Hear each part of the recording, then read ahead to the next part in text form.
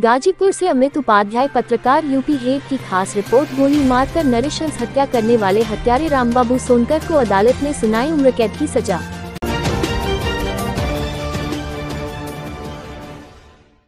खबर गाजीपुर जिले से है, जहां पर पत्नी और बच्चों के सामने पति की गोली मारकर नृशंस हत्या करने वाले रामबाबू सोनकर को अदालत ने उम्र कैद की सजा सुनाते हुए 45,000 रुपये जुर्माना ठोका है।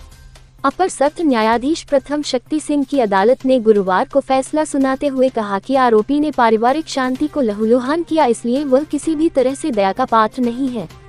क्या था मामला? सैदपुर थाना क्षेत्र के कस्बा निवासी रेशमा ने 2 अगस्त 2019 को थाने में दर्ज कराए एफआईआर में बताया था कि वह अपने पति और बच्चों के साथ कमरे में सो रही थी। तड़के करीब 3 बजे 2 अज्ञात बदमाश हेलमेट पहनकर बाइक से आए, घर का चैनल गेट तोड़कर ऊपर चढ़े और कमरे का दरवाजा खोलते ही उसके पति के सीने में गोली मार दी। इसके बाद बदमाश घर में रखे आभूषण और नकदी लूटकर फरार हो गए। घटना की सूचना 100 नंबर पर दी गई, जिसके बाद पुलिस पति को लेकर अस्पताल पहुंची, जहां डॉक्टरों ने उसे मृत घोषित कर दिया। जांच में सामने आया हत्यारा पुलिस विवेचना में सैदपुर कस्बे के ही रामबाबू सोनकर का नाम सामने आया।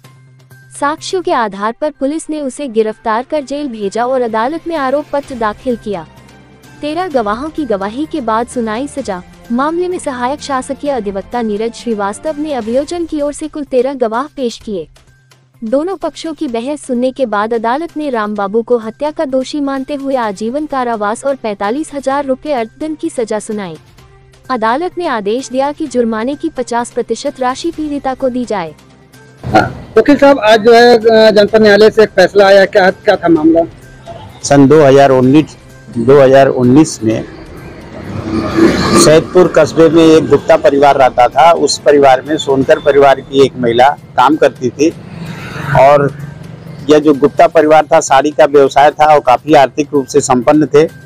काम करने वाली महिला के मन में लालच आया और उसने अपने लड़के तथा उसके अन्य साथियों के साथ मिलकर उस घर में लूट की योजना बनाई।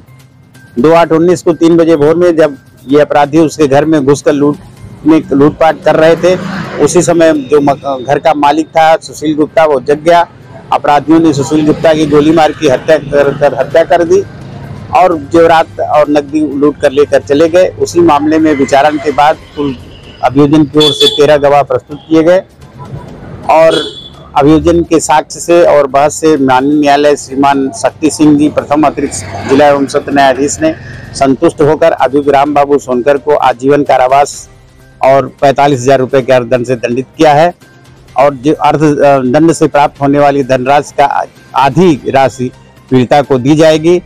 उस घटना के बाद से पीड़िता और उसके परिवार के लोग सैदपुर में स्थित सारी संपत्ति को बेच करके कई अन्य पलायन कर गए हैं और उस समय काफी दहशत इस क्षेत्र में इस घटना को लेकर क्षेत्र में हो गई थी। ऐसे में आज जब फैसला आया तो क्या पीड़ित के परिवार की तरफ से कोई था या? पीड़ित के परिवार की ओर से कोई नहीं था, क्योंकि जैसा हम पहले से बताए तभी से सैदपुर कस्बे में पीड़ित परिवार के लोगों ने अपनी सारी संपत्ति बेच करके कहीं चले गए हैं और आज तक उनका पता नहीं है। इसलिए हो सकता है आपके चैनल के माध्यम से या न्यूज़पेपर के माध्यम से उनको पता लगे तो निश्चित रूप से उनको लगेगा कि नहीं न्याय हुआ है।